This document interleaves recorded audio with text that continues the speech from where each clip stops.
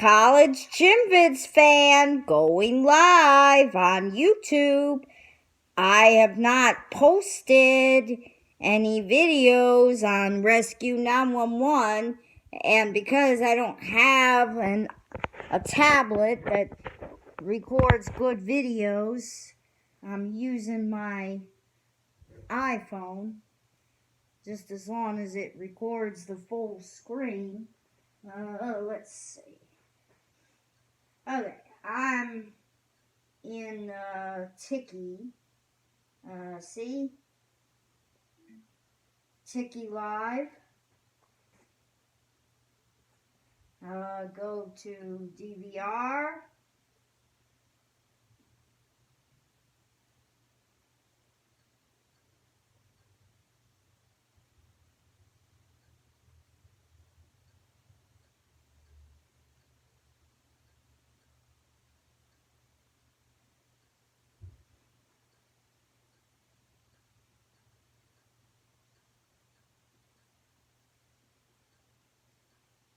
Gotta find the Rescue 911 episode that I want to put on here.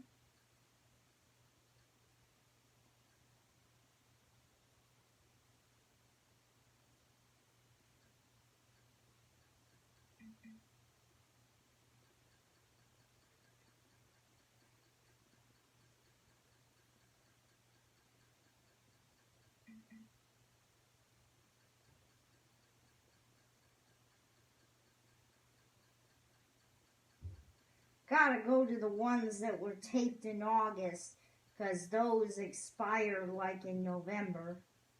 Let's see.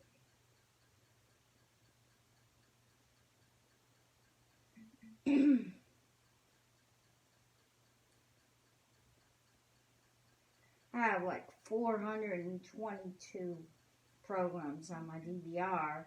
Most of them are Rescue 911 and Married with Children.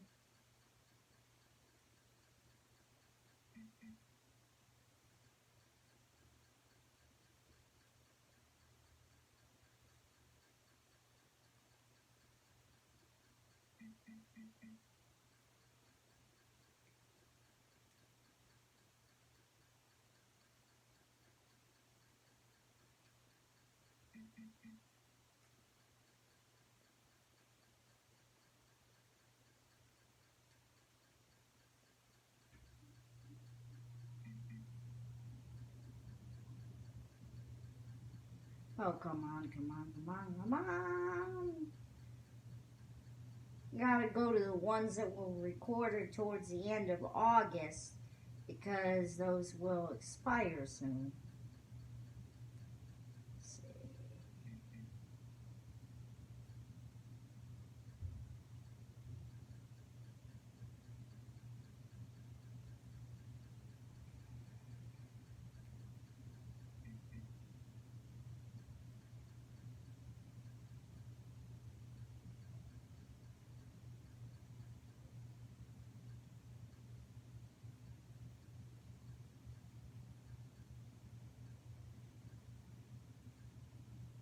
Brian's song, the movie, is on here. Let's see.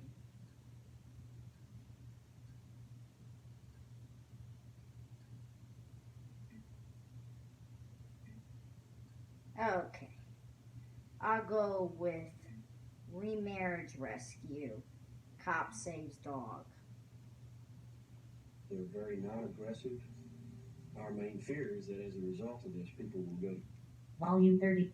Volume 33. And there's no need to do that. Volume 40. That alligator's not going to bother you unless you corner it. And if there's a nest, stay away from it. This is like the end I'll of... never forget seeing his face and his eyes, how scared he was, and the fear and on his face. I'll probably remember that for the rest of my life.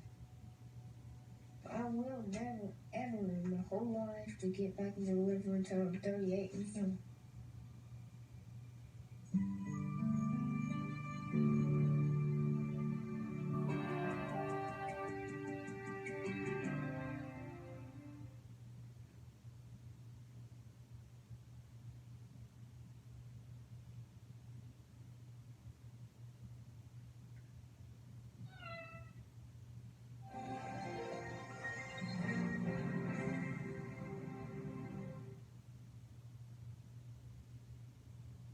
This program contains true stories of rescues.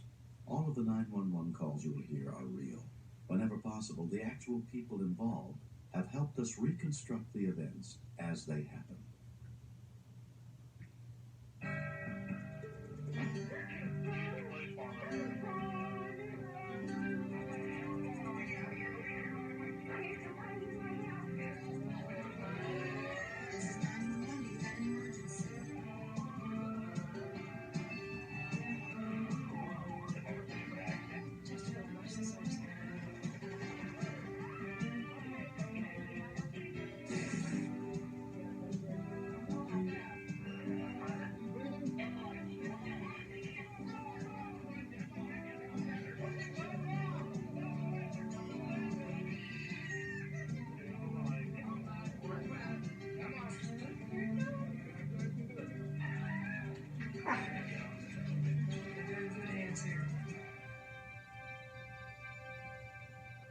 Some families are brought closer together by tragedy. Others are torn apart. Until the time comes, you can never know how it will affect you, as one family from San Jose, California discovered in January of 1989.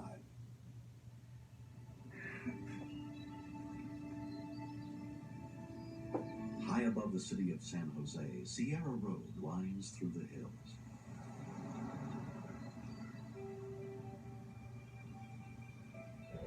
Kids have a tendency to ride their bikes down there extremely fast.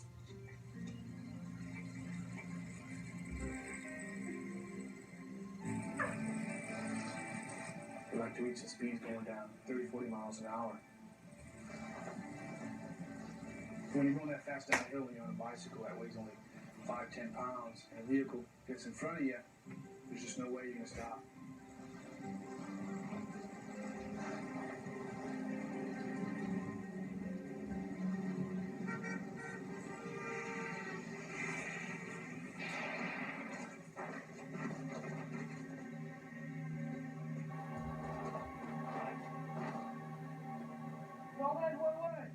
Danny Gonzalez ran to try to help the youth. He looked like he had a real bad head injury, and he was in convulsions and spasms. There was nothing I could really do for him. So I just waited there and tried to comfort him as much as I could. Danny's girlfriend, Missy Kraushaar, called 911. Someone's an emergency.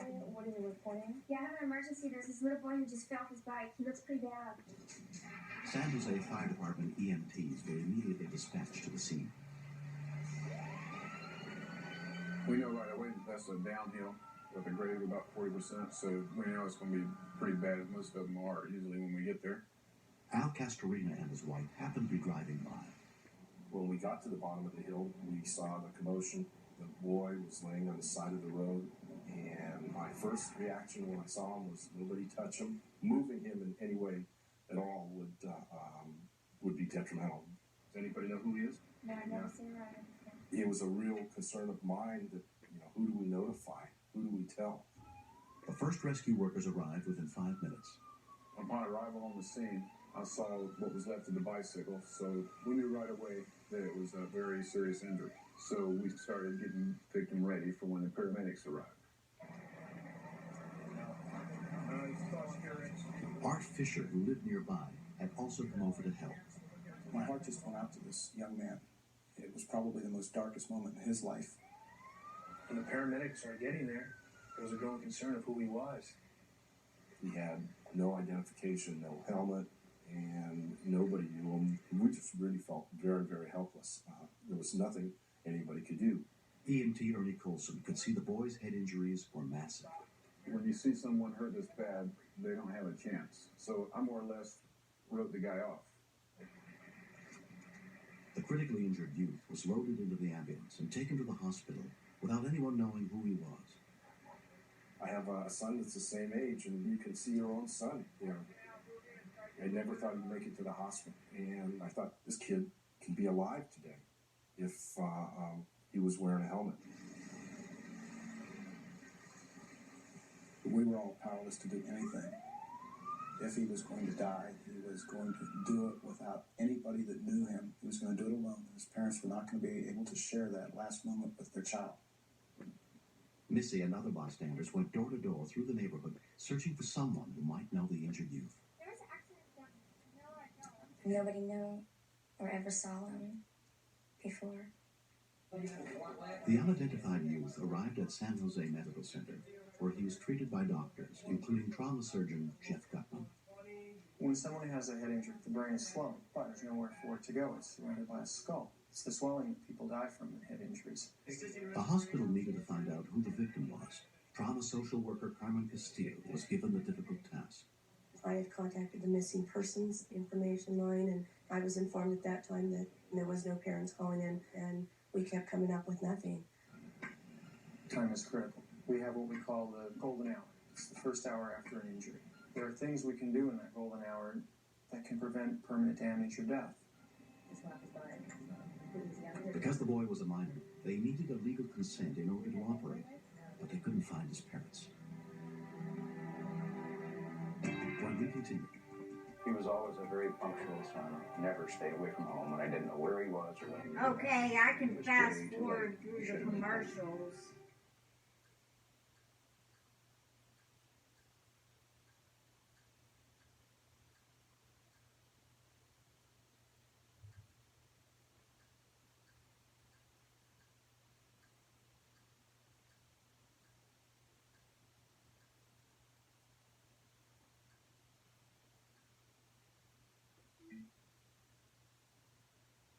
at Gay.tv.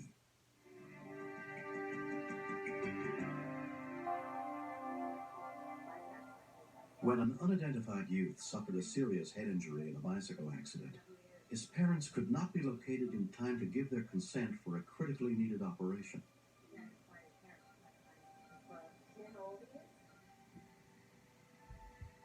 10 miles across town, divorced parent Wes Smith was waiting for his older son Jason to get home for dinner. He was always a very punctual son. Never stayed away from home when I didn't know where he was or when he would be back. And it was way too late. He should have been home, and he wasn't. We tried to sit down to eat, and I couldn't eat it. That terrible feeling that you get when you know something is wrong, but what? By this time, a doctor and a judge had signed consents, and the boy had undergone emergency surgery to help relieve the pressure on his brain. Missy and the others who called were told the doctors didn't know he would survive the coma without brain damage. I thought the police wouldn't take a report till he'd been gone for 72 hours, but just in the off chance that there was an accident involved somewhere, I thought I would call them. Hi, this is Wes Smith. I live here in San Jose. And the lady who responded started asking questions about him. Joel, they may have him. It's a gut-wrenching feeling, I think, that only a parent can feel. I just knew that it was him. And of course, I didn't even know how badly he was injured, or even if he was still alive. Carmen had been told by the police that a man would be coming by the hospital who might be the father of the unidentified boy. Mr. Smith? Hi, I'm Carmen Castillo. I had a bag of this child's clothing, and I took out the piece of clothing that was on top, and I remember him being very saddened by that. He said he had folded those underwear many of times to know that that was his son's. Then the next thing I'd like to do is go into the room. I began to realize that this indeed was the beginning of my worst nightmare. You can step out. Joel was outside in the corridor. I didn't want to bring him in until we were sure it was indeed his brother.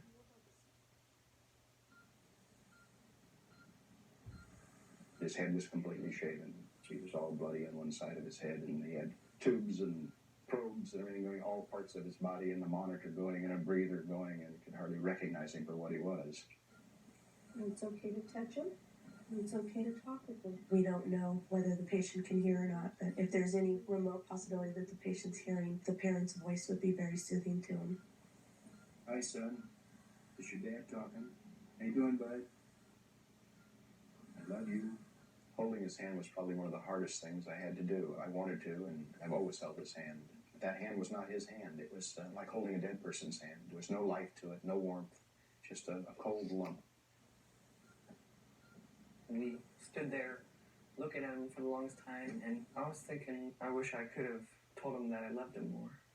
I'll be your buddy. I'm not going to leave you. At that time, I thought I better call his mother, who was living in Southern California and had no knowledge of this. Jason's mother, Jeannie Smith, immediately caught a plane to be with her son. Her brother came with her for emotional support.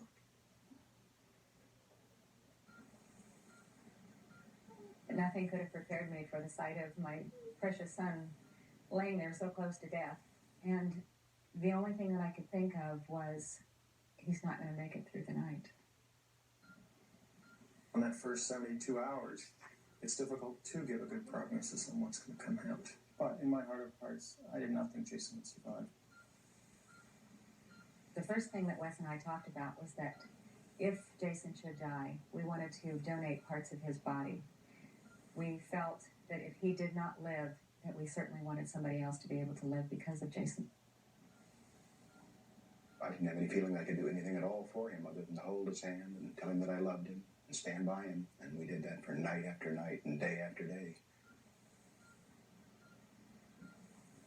Jason remained in a coma without any improvement for 8 days. Carmen met me outside and said, "We have a surprise for you today. Come on in." I walked into the room and Jason was looking at me through one eye that was barely open and the other still completely closed and scabbed over. And he reaches up and says, "Hi, Dad." Oh, that was the most beautiful sound I've heard, and you can't remember when. It was just beautiful. My son had come back. 15-year-old Jason Smith was hospitalized for 6 weeks. After 4 months of intensive physical therapy, amazingly, he has made a complete recovery.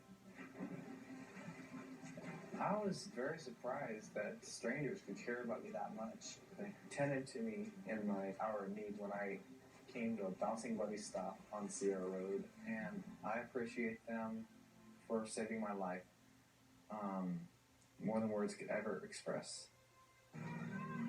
Since the accident, I have made a little card with my name, address, phone numbers of my parents, all information possible that would get me on safe ground as soon as possible.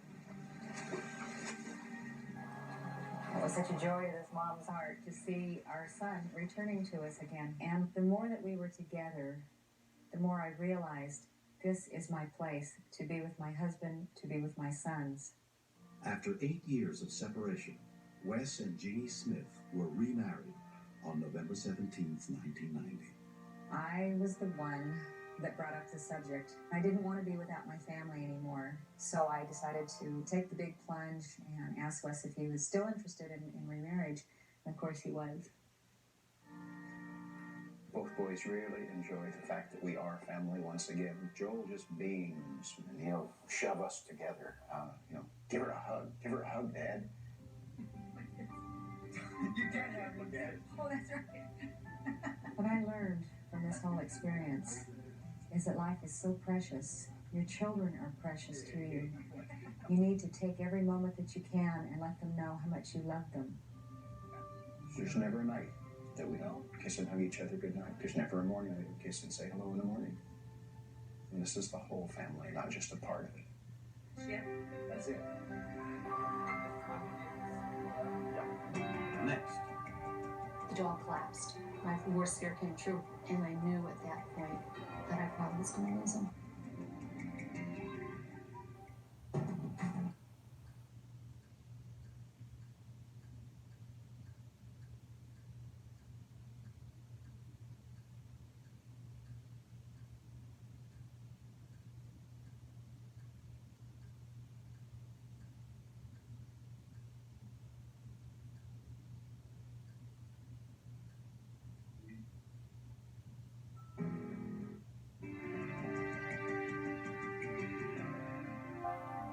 When you become a police officer, sometimes you have to go above and beyond the call of duty.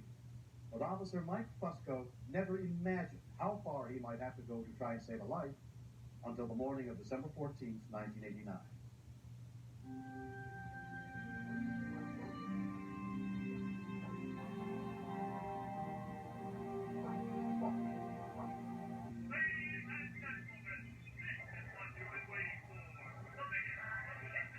There was nothing unusual about the morning. Kevin was watching cartoons. I was upstairs putting my makeup on and getting ready for work. Willie was downstairs playing.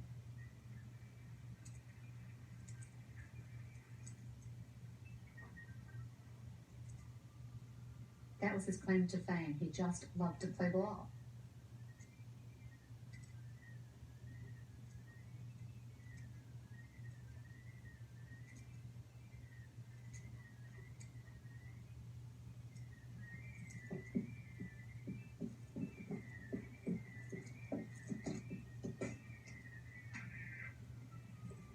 Kevin is an only child, and the dog was a great companion to my son Kevin.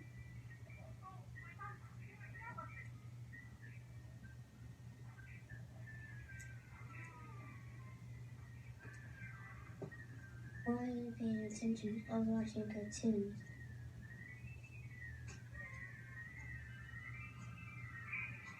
Really? And the next thing I turned around and he was making funny noises. I took one look at Willie and I could actually see the ball lodged in his throat. I tried with my hand to work the ball out myself. That didn't work at all. I panicked. I immediately called the vet. The receptionist could only tell me to bring the dog in. It frightened me. I was afraid he was going to be dead when I went to school. I did get Kevin down to a neighbor's house. I did not want Kevin to witness this. I called my sister Diane and I asked her for help. Susan's sister Diane brought her 10-year-old son Michael to help take Willie to the vet. Willie was choking but able to breathe. I tried to remove the ball also, but I was unsuccessful. His tooth came down and he wouldn't allow it. The situation really didn't get bad until we tried to put him in the car. When we tried to put him in the vehicle, he panicked. And that's when it became bad. Willie had started vomiting. My worst fear came true, and I knew at that point that I probably was going to lose him. The dog collapsed. There was no passageway. I mean, when he started vomiting, that all blocked. My son was sitting right next to the dog, so he just literally watched the dog fall over and become limp. When I looked back, I saw that Willie was dead. I was really scared. I never seen anything die right before me. We only had minutes. We're never going to make it to the vet. And the police station was right there. If anybody can help us, they can help us. Because there was nothing we could do at that point. I knew right then and there that Mike Fusco was in the building, and he's one of our canine officers. Mike had been one of the first canine officers in the state to be taught how to do CPR on dogs. I never thought I'd be doing it on somebody else's dog.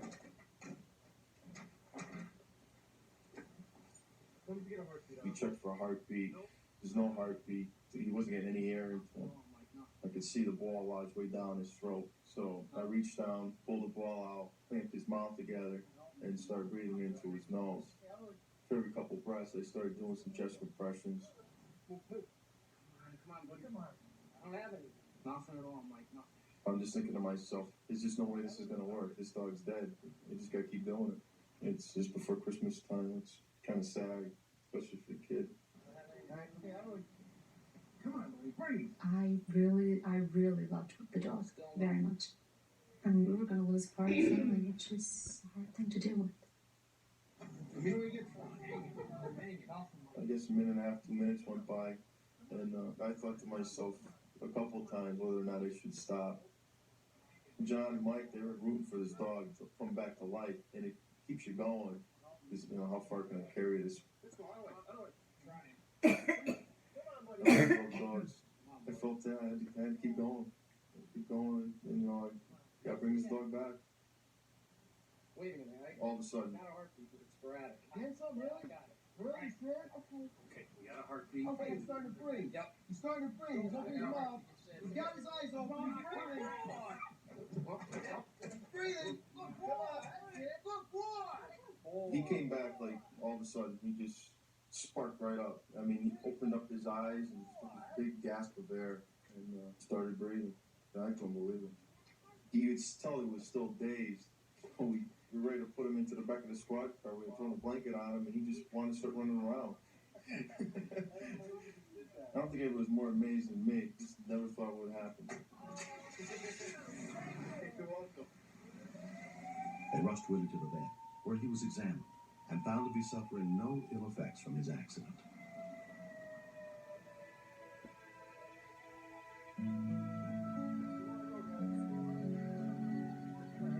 Willie and his family have learned their lesson.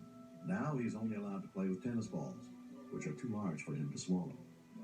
We've become very good friends with Mike. He stops by on a regular basis to see us and the dog. All right, come on, you ready? Come on, come on. After this whole incident, first thing he did was just jump up on top of me and start licking my face. And You know, it was a good feeling. It's kind of like he knew what happened. Did a great job. If it wasn't for Mike, I wouldn't have my dog. I think I'll have this over my head for my whole career here. Get dog bones, ribbons on them, dog bone baskets, and you know, dog bones on my car. It is funny when I think about it now. I ran out there and started breathing into his muzzle. I mean, a lot of people are real amazed that a cop would even do something like that. So I guess it gives us a good name anyways, you know? Okay, the credits are coming up. Whether it's my dog or somebody else's, nobody wants to lose one. For more Rescue 911 videos, hit the big red button and subscribe. Peace out, YouTube.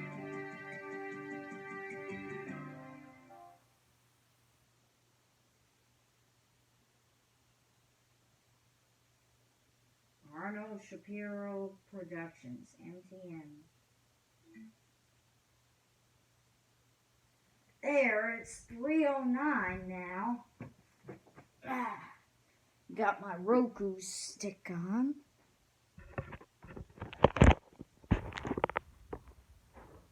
Peace out, YouTube.